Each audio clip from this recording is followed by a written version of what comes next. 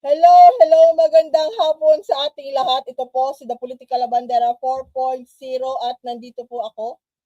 Ah, magbubulabog po tayo ngayong hapon. Sorry po at medyo nahuli. Na late po tayo.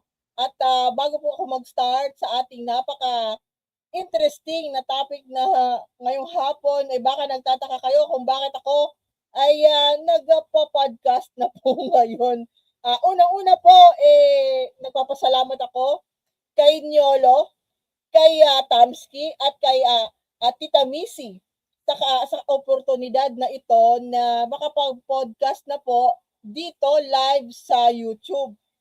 Hindi po, ano po tayo um, matagal po na tayo nagpaplano. Pero hindi talaga po magawa-gawa kasi madami po talaga tayong iniisip at ako naman po hindi po tawag dito, hindi po ako hasa sa pagla-livestream dito sa pagpo-podcast dito sa YouTube kasi po makikita lang po ninyo ako doon sa Facebook or sa TikTok na gumagawa lang po ng mga susulatin, yung binabasa nyo na mahahabang mga susulatin.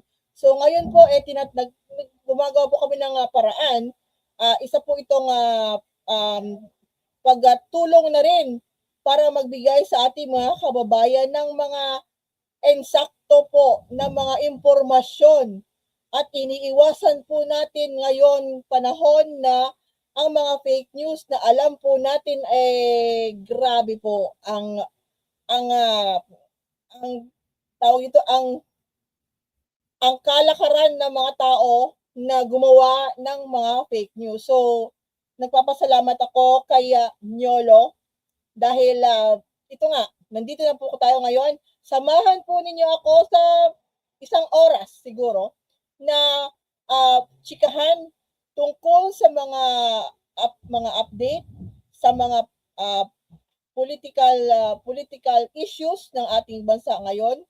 So kung hindi po kayo mahilig sa politika, hindi po ito yung channel para sa inyo. Kasi nga po, ayan, klaro-klaro na po kung ano to, political po tayo dito. So, kung gusto niyo showbiz, medyo mag-iisip pa po kami kung paano natin isasali yung showbiz sa usapin ng politika. Pero sa ngayon, meron po akong nakalinya ng mga topics na ibabahagi ko sa inyo para malinawan kayo. Again, ito po si The Political Labandera 4.0. Ako po ay nagbo-broadcast galing dito po sa Ormoc City, Leyte. Yes, Bisaya po ako. So, unang-una po sa lahat, alam naman po natin sa mga sumusubaybay ng politika dito sa ating bansa ay meron pong lumabas na balita tungkol po kay Ramil Madriaga. At nakita po natin sa balita na lumalabas po na report po ito sa media na yung kanya pong asawa ay tila po nilapitan ng kampo. Sabihin na natin ni Vice Presidente Sara Duterte at inoperan po. Inoperan po ang pamilya, ang asawa ni Ramil Madriaga ng 500 million pesos hanggang 1 billion pesos para lang po siya ay patahimikin. Ito po ay ito ang nagsiwalat po ng balita nito ay mismo yung abogado ni Ramil Madriaga. Kinausap daw ng mga tauhan ni Vice Presidente or mismo si Vice Presidente yung asawa ni Ramil Madriaga para hindi na tumistigo o tumahimik sa kanyang inisiwalat na affidavit last year. Di ba po ba? Na may siya po ang nagpakilala sa mga hindi pa updated. Si Ramil Madriaga po ay ang nagpakilalang bagman ni Sara Duterte na siya po ang nagsabi sa kanyang affidavit, sinumpa ang salaysay na tumanggap daw po di umano ng pera galing po sa Pogo at sa mga drug lords noong kampanya ng pagka-vice-presidente niya noong 2022. Yun po ay nakalagay sa affidavit niya na notaryo po yung notaryo po noon ay hindi legit po yung nagnotaryo noon, hindi kagaya nung notary na ni Orle Gotesa na sinabi ng abogado hindi siya yung gumawa ng ng notary. Yung nag-notarize po nung affidavit ni Ramil Madriaga legit. At siya po ngayon ay nasa loob ng piitan. At ang last natin po na nasasagap sa tungkol kay Ramil Madriaga is yung kanya pong abogado na si Attorney Palad nanghihingi na po ng kaukulang tulong sa National Bureau of Investigation dahil sa kanyang palagay o sa kanyang kutob or feeling nasa delikado po na estado yung kanyang kliyente. So, yun po ang tungkol kay Madriaga. Ganun siguro talaga po, no, yung kung kung papatahimikin ka, ang ibang tao iniisip pera lang yung makakapatahimik sa'yo. At kung 500 million pesos to 1 billion pesos, ang di umano ino-offer para sa katahimikan mo, iisipin mo na lang kung saan nanggagaling yung pera.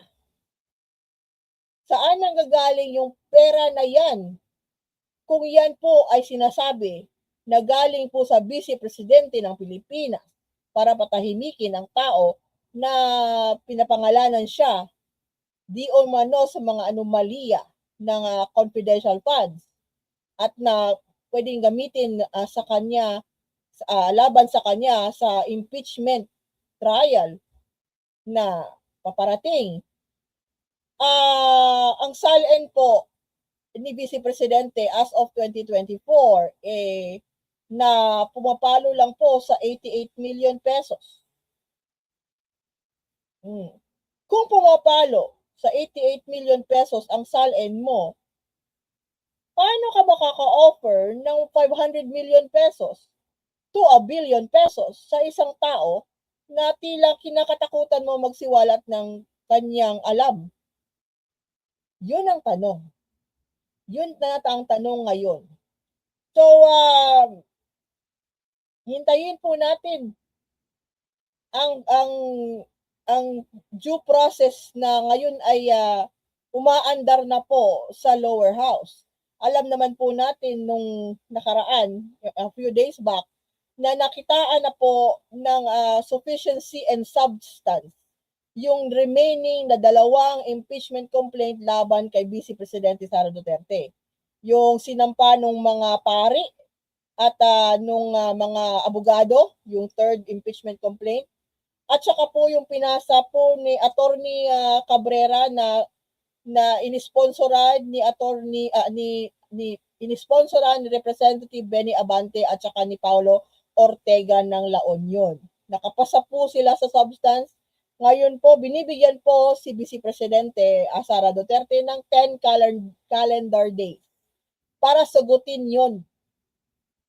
At kung sumagot po siya, binibigyan po ang House Committee on Justice ng yung mga prosecutor ng another 3 days.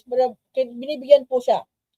Ang kailangan lang po niya gawin ni Sara Duterte within the next 10 days, calendar days ngayon, sagutin po niya. Para sa ilalim na niya yung kanyang sarili sa proseso. Kasi di ba mismo na rin po sabi ng Vice Presidente na siya po ay magpapaliwanag sa tamang venue. Di ba? So tamang venue na po ang kamera. Tamang venue, kung ayaw niya sa kamera, doon po siya magpaliwanag sa impeachment trial niya na medyo hindi na po niya makokontrol kung maglalabas na po doon ng sangkaterbang ebidensya laban sa kanya na nagsisimula sa question na paano niya maa-afford na paano niya maa-afford or maa-offeran ang isang tao ng 500 million to 1 billion para lang manahimik kung yung SALN niya 88 million lang po ang laman. So yun po ay palaisipan. Hindi lang yon, iisipin po din natin, si Duterte po, yung father niya, si dating Pangulong Rodrigo Duterte na nasa dahig, na mag-iisang taon na po ngayong March 11 doon, March 14 doon sa dahig. Ang bayad po sa abogado noon, hindi po yun na hindi po lang yung thousands ang bayad sa abogado doon sa dahig sa ICC. Pumapalo po sa mga milyones ang bayad noon. At kung mag-iisang taon na po yung binabayaran nila ng retainers fee, sinasabi ng retainers or lawyers fee, si Nicholas Kaufman, imagine na lang po ninyo. Ang last po natin alam na lumabas na SALN po ni dating Pangulong Rodrigo Duterte ay pumapalo lang po sa 27 million pesos. So paano po nila yun na-afford? Mag-iisang taon na sila doon. Kung yung mga sabi-sabi na ang bayad daw kay Nicholas Kaufman ay pumapalo sa ating currency rate ng 150 million pesos kada buwan or around $2 billion. Saan nila kinukuha yung pera nila? So, sunod po is, hindi po biro yan ha, hindi po yung biro na babayad ka ng billion, offer ka ng billion, tapos alam ng mga tao na ito lang yung pera mo sa bangko, na according sa mga sinusumiti mo sa iyong mga bank records, ito lang. So, ibig sabihin, baka magdududa yung mga lalo na yung mga nasa House of Representatives, yung mga representante doon magdududa kung ganito lang yung pera mo, 88 million, which is para sa ating mga ordinaryong Pilipino malaki na. Malaki na po 'yan. Parang nakapanalo ka ng loto niyan kung meron kang ganyang klaseng money. Pero it seems sa kanila yung mga level nila na mga presidente, mga public servants, parang maliit po sa kanila yan. Maliit pa po yung 100M sa mga politiko. Lalong-lalo na kung meron ay yung nagdududahan yung na kurakot. Maliit na po yung 100M sa mga kurakot ng mga politiko, di ba? So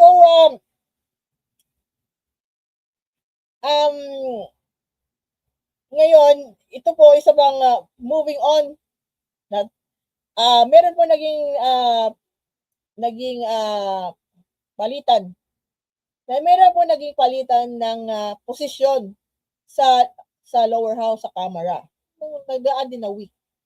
At by the way, bago ko to ipatuloy itong topic na to, na segment 2 natin, I'd like to greet happy birthday po kay Congressman Sandro Marcos. Birthday po niya ngayong araw. At hindi ko po kung 32 na yata siya, parang ganon. So happy birthday Sandeng. Kung enjoy your day at tinatanong ka na ni dad mo, yung daddy mo ni PBBM kung nasaan na daw yung kanyang apo. yun yung birthday message ni Presidente Marcos Jr. sa kanyang panganay na anak, hinahanapan na po ng apo. So, ang nangyari po, ilang araw din nakalipas, ito pong si Caloocan Representative Erice, pinalitan po bilang Senior Deputy Minority Leader sa House of Representatives. Tinanggal po siya sa posisyon na yon. At ang ipinalit po kaya Edgar Erice sa posisyon na yon ay si dating senadora, ngayon ay representante ng party list na si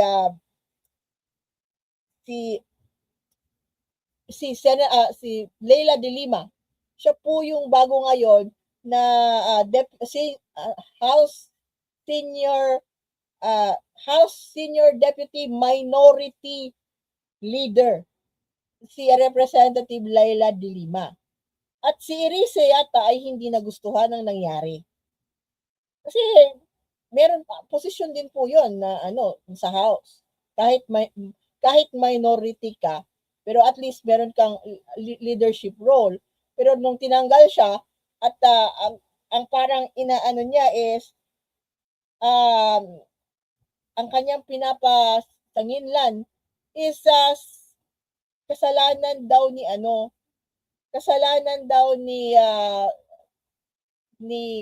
yun nga, yung may birthday ngayong araw ni Congressman Sandro Marcos. Siya daw yung nag-medal. Kaya siya na-demote or nawala ng posisyon. So, yun na nga. At alam naman natin na sorry na lang po kung ganon. Siguro naman napansin na maganda yung performance kaysa sa inyo ni Representative de Lima. Kaya ganun na lang. So, kasunod natin is teka, sandali lang po. Pasensya na po, medyo kabado pa po tayo ngayon kasi first time nga po.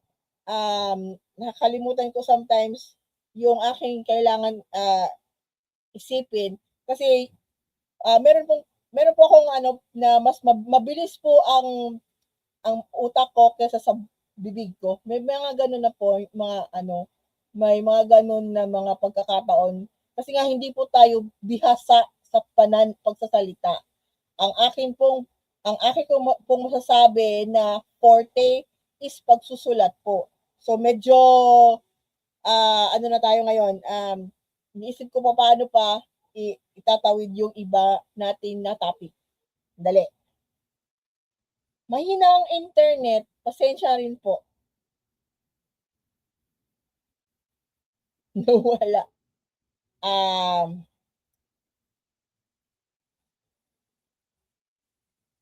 Sandali ha. Wait.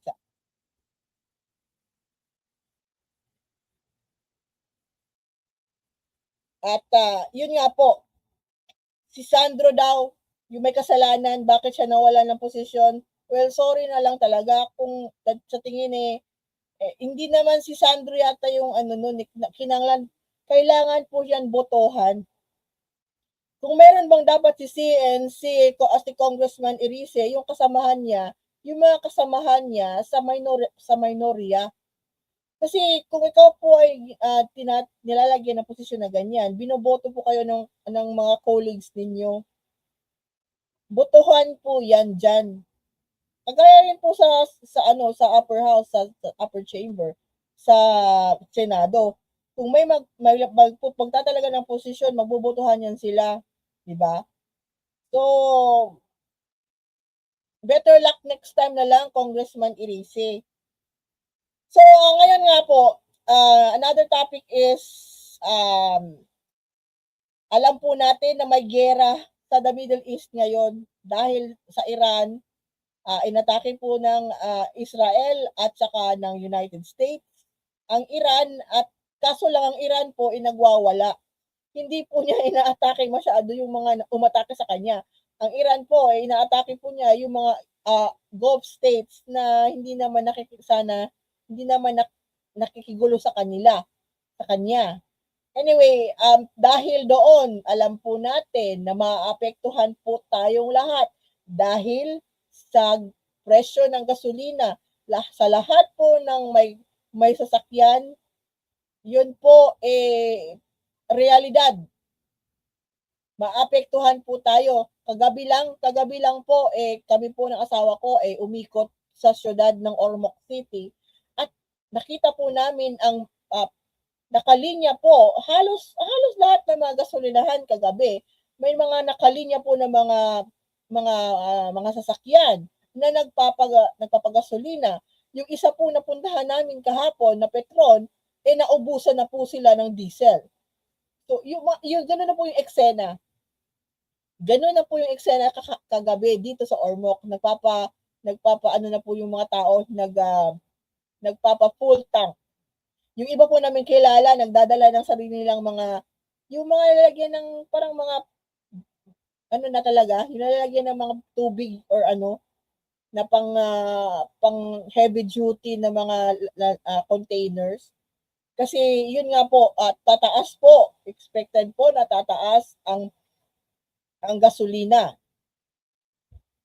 At dahil doon, ang ating presidente ay nagputos po, nagpalabas na po siya ng kautusan na simula po sa March 9, sa Lunes, ay ang buong executive department po ng ating gobyerno ay isa sa ilalim na po sa 4-day work week. 4 na araw po ang mga executive, sa executive pa lang yung nabasa ko, yung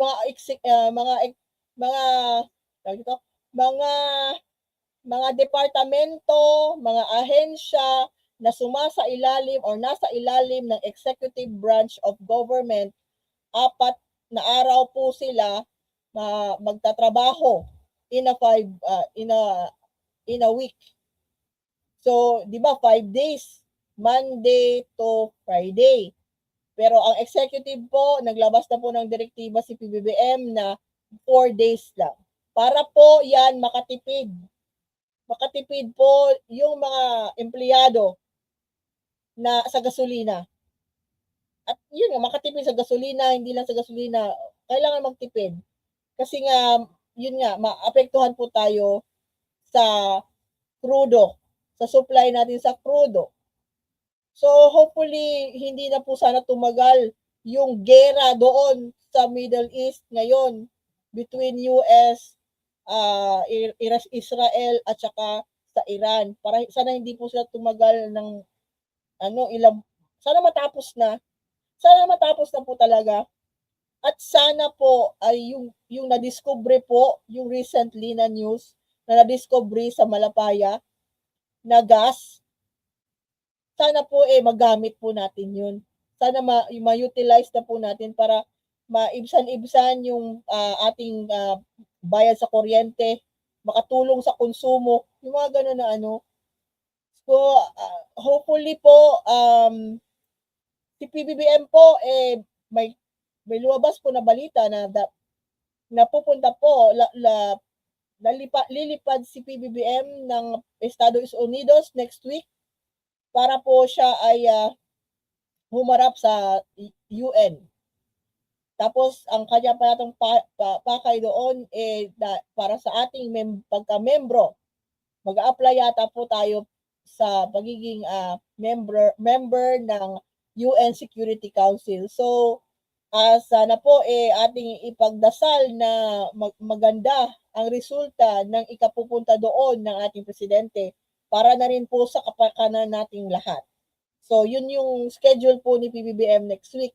Papunta po siya ng Estados Unidos. So, speaking of PBBM, alam po natin lahat, yung mga taga-Kumuning dyan, shout out sa mga taga-Kumuning. Alam po natin na meron dyang Mount Kamuning, yung napakataas na overpass na Buwis Buhay. Andun pa rin po yung Buwis Buhay overpass. Pero, meron pong ginawa na bagong overpass dyan sa Kamuning area para mapunta doon sa train. Hindi na po siya Buwis Buhay. Siya po ay may elevator na. Maliwalas na po, hindi na po kayo matatakot na aakyat ng madaming steps para lang makapunta sa kabila. Ang bagong Kamuning overpass po operational na po. Ito po ay personal na pinuntahan ni PBBM. At inayos po yung dinadaanan ng ating mga commuters. At malinis na po siya, hindi na po siya nakakatakot tabok. So, yung parang mag-cross over ka. At nakita po natin na ang ating presidente, kahit maliit lang yun siguro sa ibang mga sa ibang mga bumabatikos kay PBBM, sila para sa kanila maliit lang yun ginawa ni PBBM yung overpass na yan dyan sa Kamuning. It took 4 months na gawin yan. 4 months po yan. I think yung dating overpass, yung Mount Kamuning, it will be slowly decommissioned, tatanggalin po yan siya. At para yun na lang yung bago. Sa mga gaya ko na hindi naman laging ginagamit yan, ako po ay natutuwa. Kahit siguro pag ako may chance ulit na pumunta ng Manila at dyan ako mapadpad sa Kamuning, siguro anuhin ko yan. Tawag dito, dadayuhin ko yan. Titingnan ko. Kasi remember ko po, doon po sa may Mandaluyong Park, na malapit po sa Bagong Pilipinas na headquarters sa Mandaluyong, may ganun din po yung overpass tapos may elevator. Yung elevator po mostly po yun ay para sa mga PWD, sa ating mga senior citizens. So yung mga taong naliliitan sa ganun na being mindful ng ni PBBM sa ganun na mga klase ng mga kababayan natin na para sa komportable at maginhawa kanilang paglalakbay or paglilipat from one end to the other, malaking bagay po yun para sa mga ordinaryong Pilipino, yung isipin mo yung presidente, iniisip yung kapakanan mo. Malaking bagay po yan.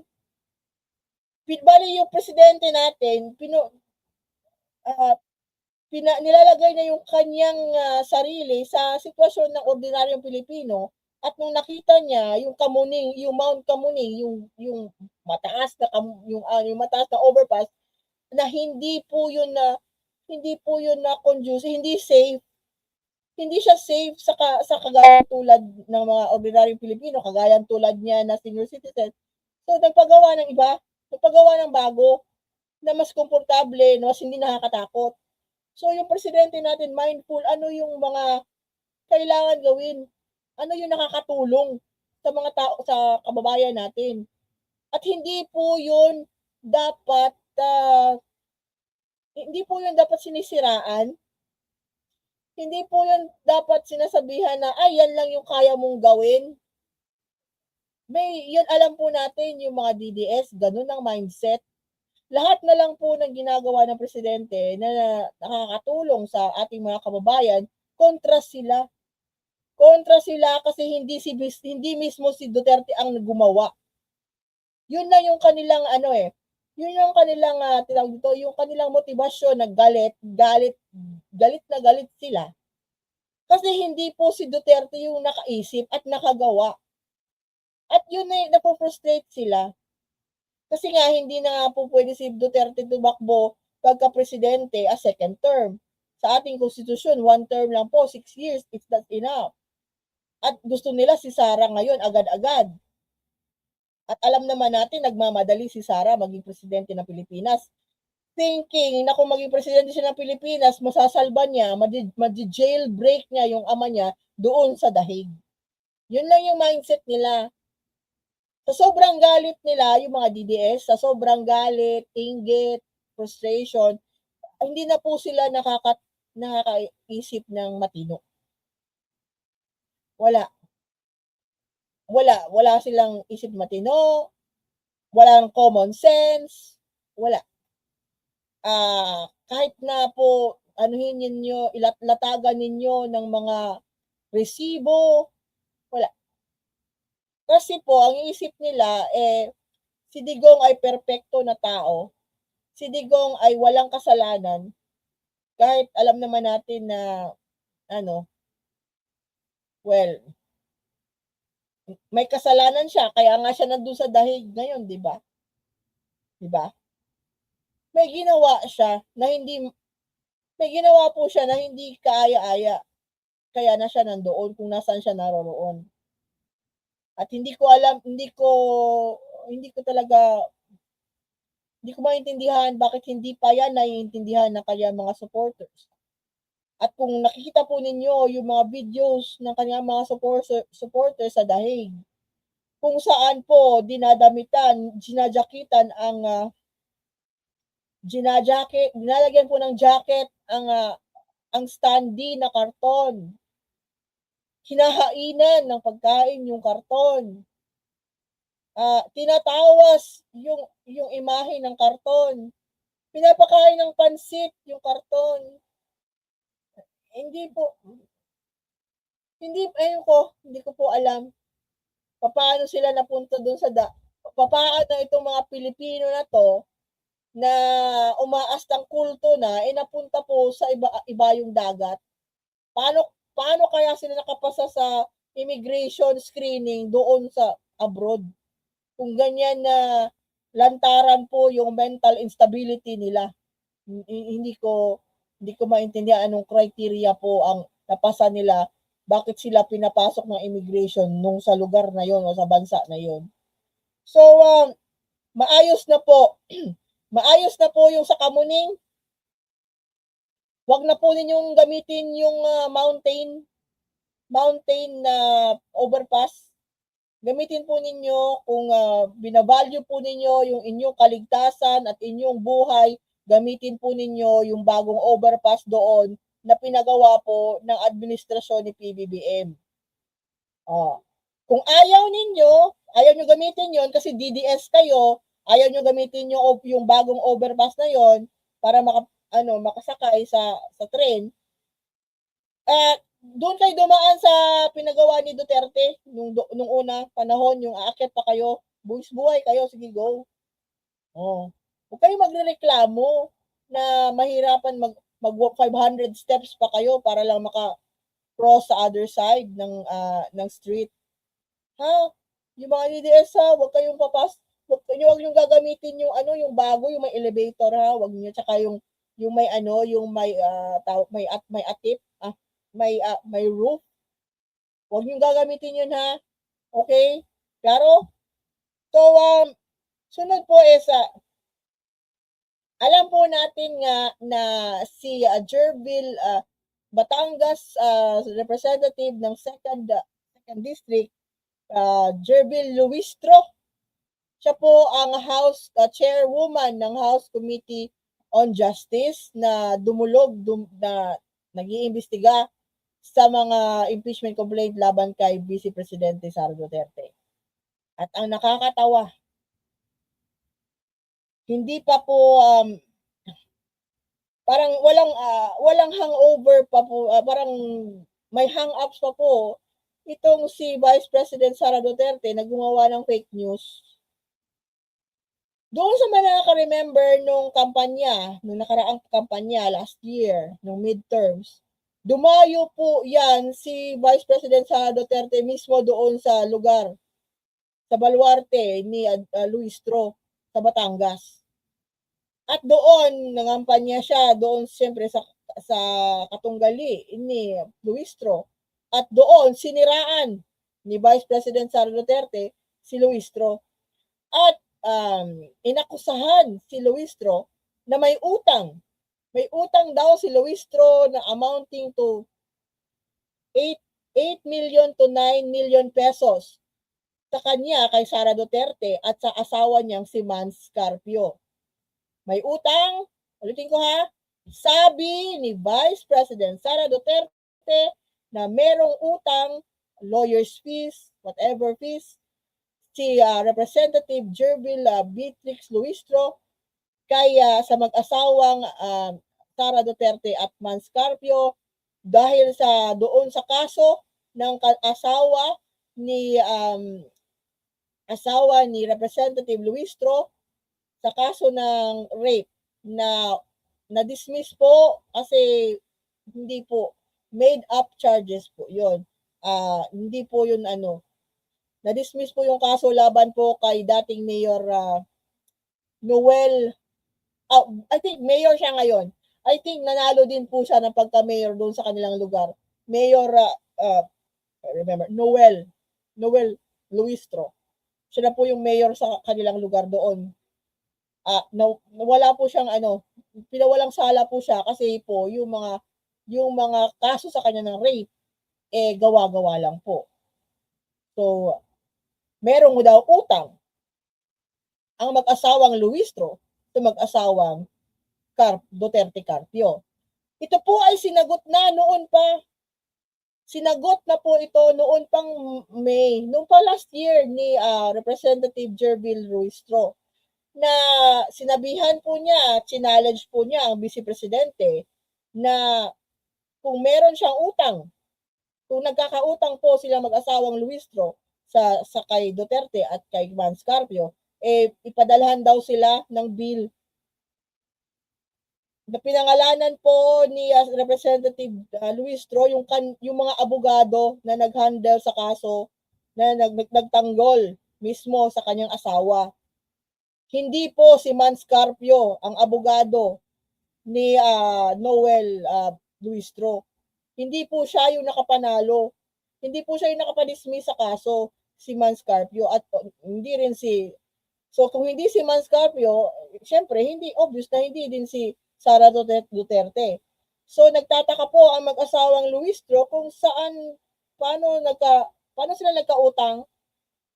Paano sila nagkautang sa mag-asawang Carpio kung hindi naman sila yung mga abogado sa kaso ni Luistro.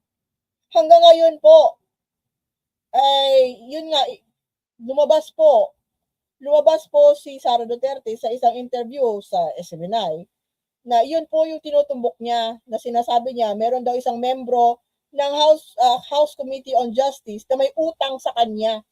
At alam naman natin po sino yung tinutukoy niya, at walang iba yun si Luistro, kasi yun last year pa yan na issue. At sinasabi daw na makapal ang mukha ni Luistro kasi hindi pa daw siya binabayaran. Ang tanong, Vice President Sara Duterte, nagpadala ka na ba ng bill? Nagpadala ka na ba ng bill na ang tawag ito, invoice?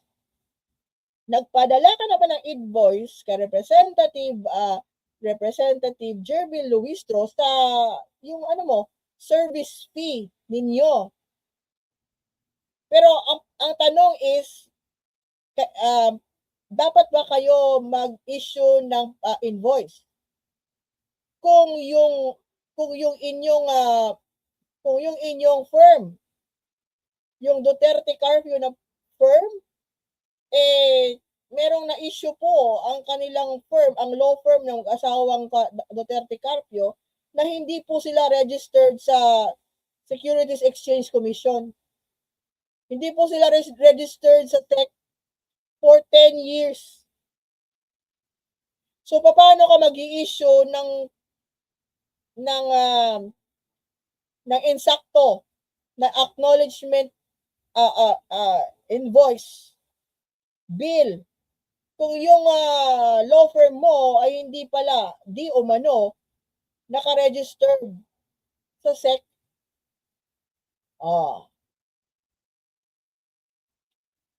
Doon sa mga gustong malaman kung ano yung sinasabi ko, kanina po, before po ako umakyat dito, kaya rin natagalan ako konti, nagsusulat po ako ng 4 parts.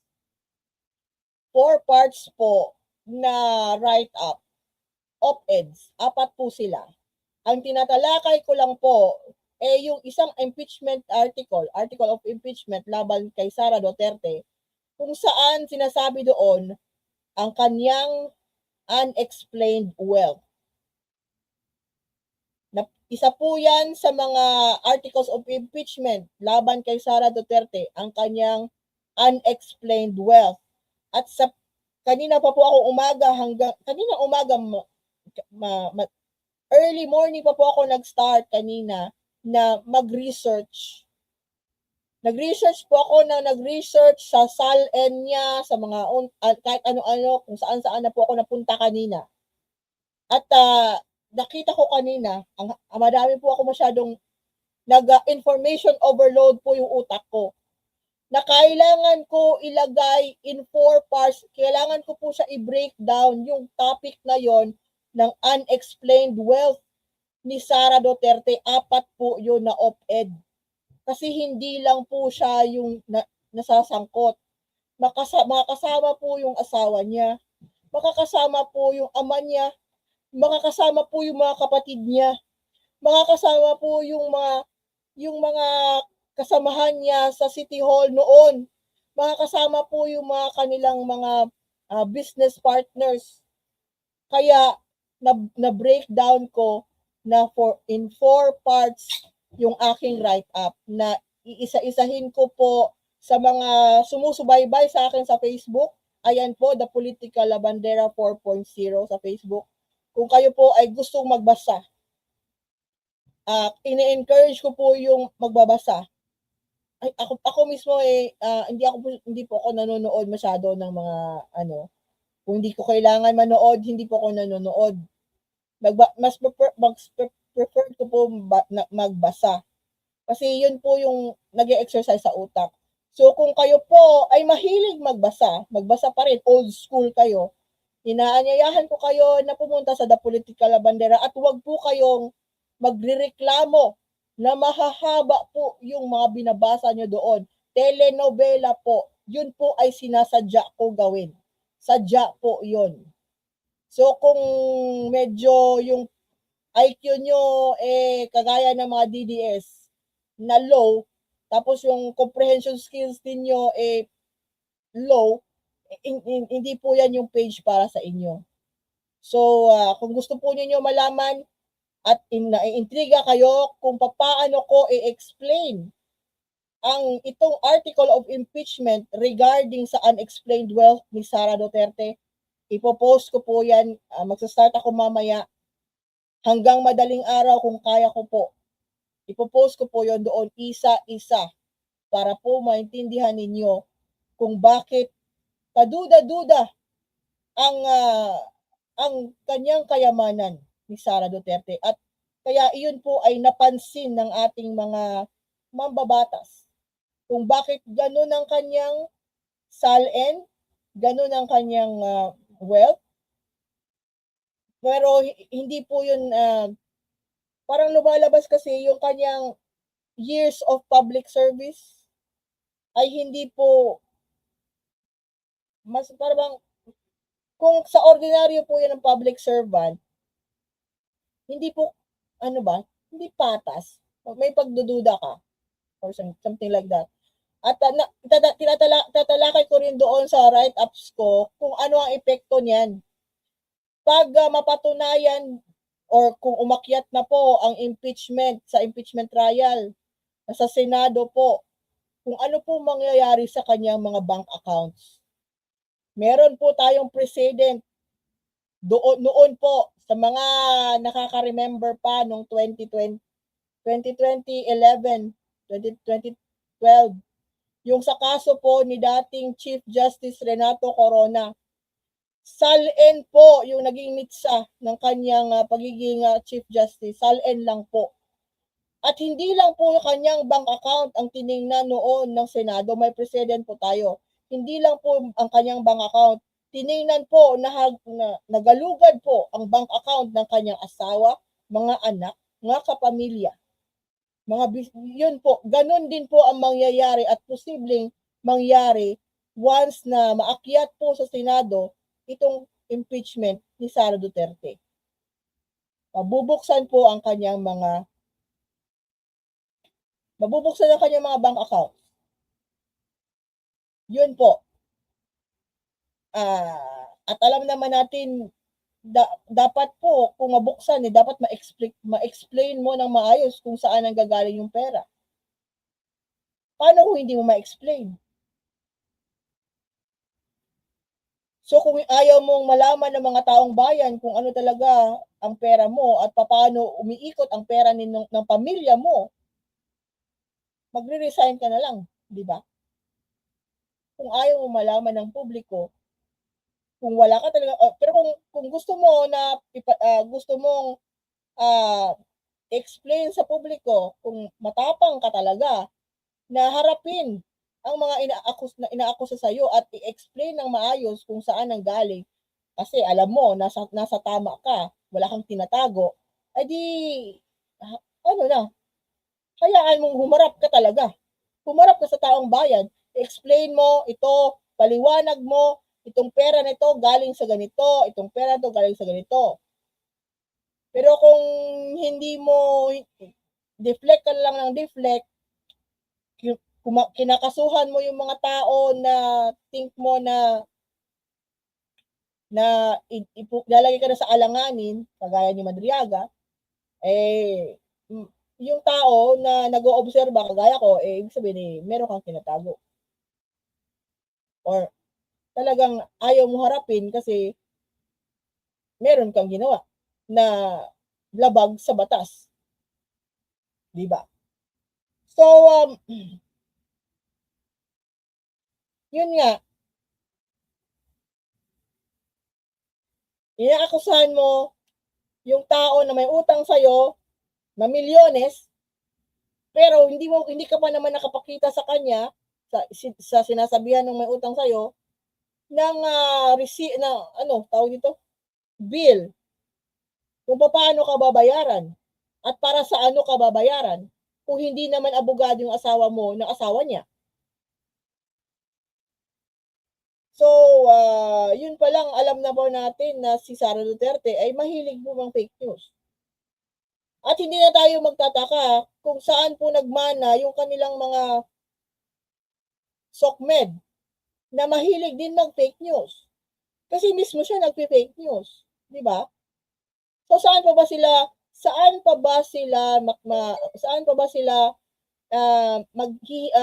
titingala ng kumpas or utos na gumawa kayo fake news? Siyempre doon sana gumagawa ng fake news na. Papansin niyo po ngayon si Sara Duterte maingay. Kanina po nagsabi-sabi siya kanina na mag-ano na daw tayo. Nananawagan siya sa lahat ng mga ahensya ng gobyerno na maging mindful or aware na sa mga kailangan po tayo magtipid, mga ganyan kasi nga sa gera sa Middle East. Masasabi ko lang po, yung ginagawa po ni Sara Duterte ngayon, yun po ay tinatawag natin na main character syndrome. Feeling niya siya po yung bida. Feeling niya siya po yung presidente ng Pilipinas. Kahit sinabi na po niya dati na siya po ay presidente ng impyerno. Dapat ilugar ni Sara Duterte yung sarili niya kung saan siya na presidente. Impyerno. Huwag sa Pilipinas.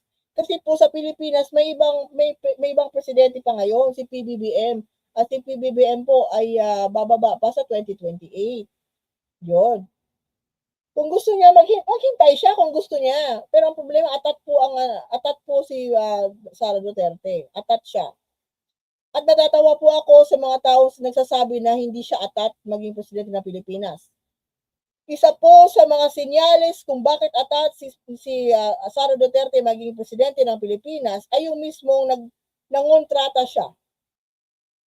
Nangontrata po siya ng mamamatay tao para patayin si PBBM, si First Lady at si dating Speaker of the House, Martin Romualdez. Hindi po niya maipagkakaila yun. Napanood po natin yung lahat.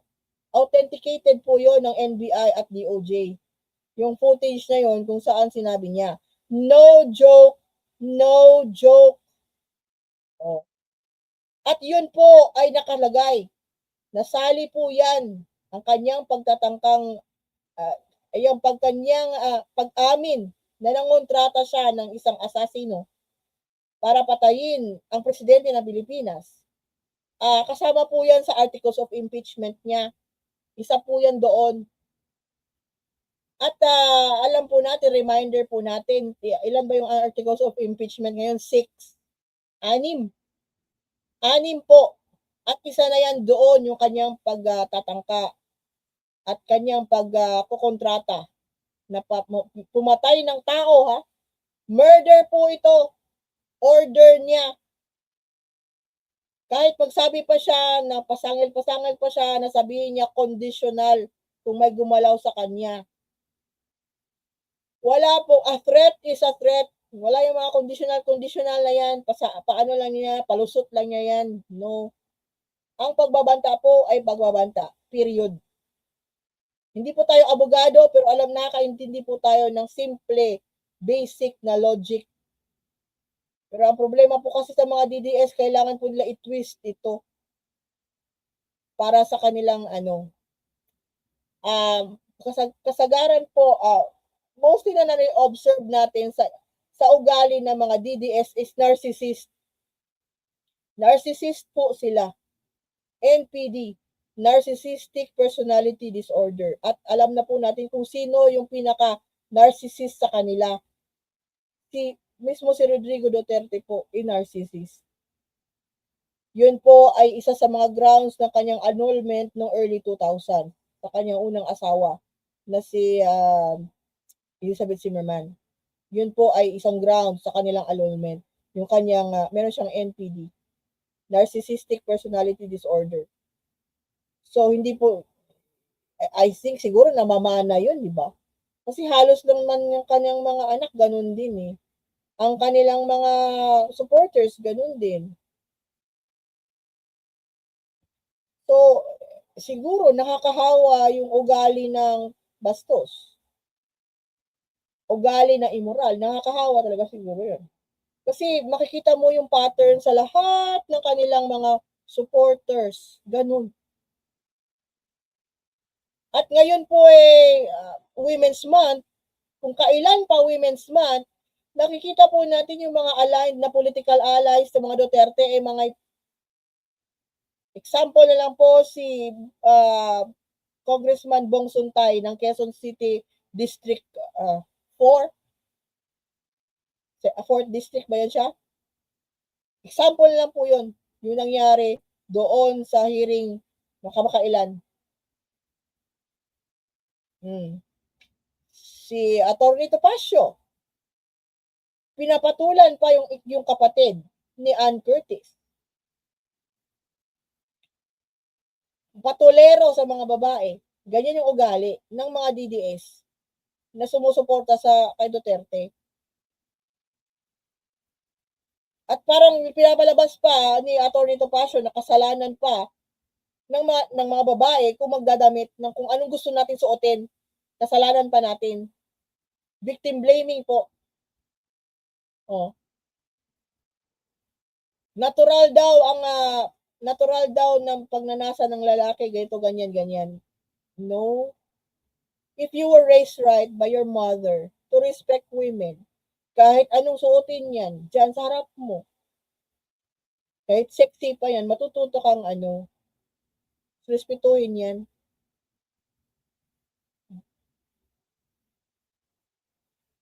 Diba?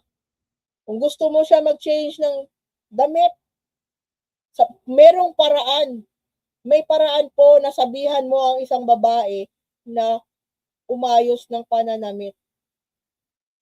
Meron pong paraan na ganyan. Hindi yung paraan na alam mo na nga na babastusin mo pa.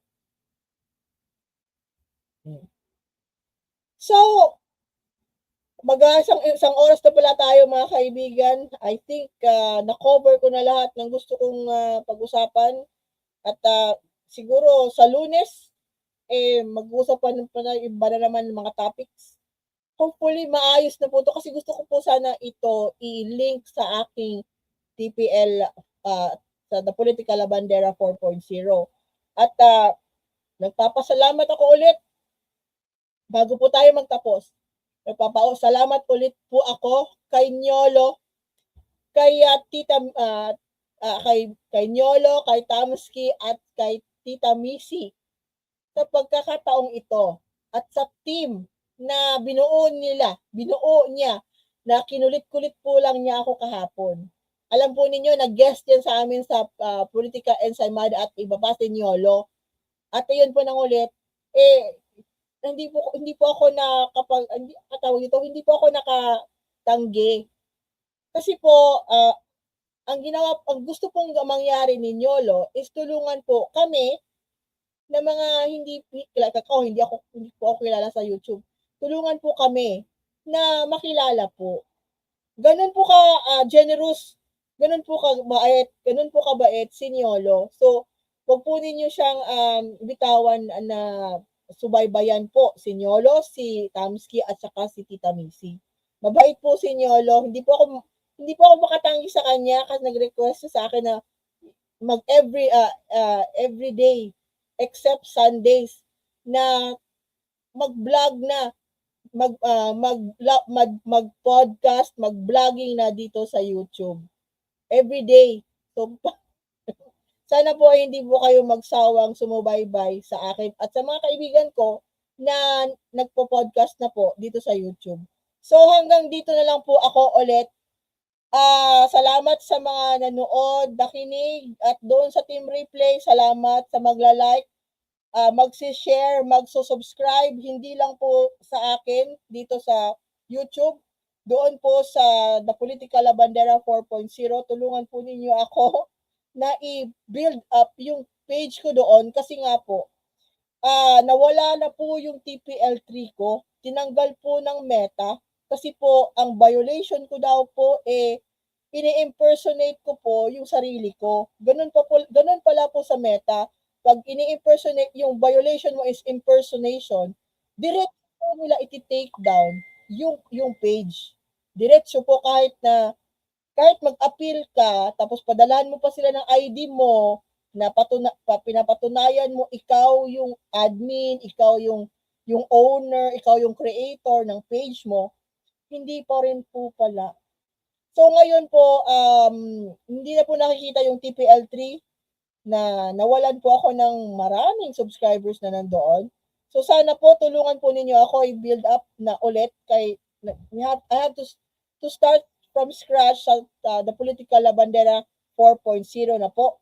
So ibig sabihin po, tatlo na pong page ang nawawala sa akin, ang tinatanggal ng Meta. Ganun po kasuki ako sa Meta. Kasi tinatanggalan ng page. So wag po ninyo kalimutan nga mag-like, mag-share, at subscribe, hindi lang sa akin at sa mga kasamahan ko dito sa kay Nyolo. At kung meron po kayong TikTok, kung gusto po ninyo ng Tagalog version ng aking mga sinusulat or para makinig lang kayo, puntahan po ninyo yung TPL3 doon sa TikTok. Hanapin po ninyo. 3 pa po yung nandoon sa TikTok kasi hindi pa po take down. Tsaka, ito po. So, hanggang dito na lang po ako. At I will all see you hopefully next sa Monday. Same time, mga 3 to 4 po ng hapon. So, ako po yung magiging 3 o'clock habit ninyo. Di ba? So, thank you po. Thank you to Nyolo and the team for having me. And I will see you all next week, Monday po. See you and have a happy weekend. Have a blessed Sunday, everyone. Thank you. Goodbye.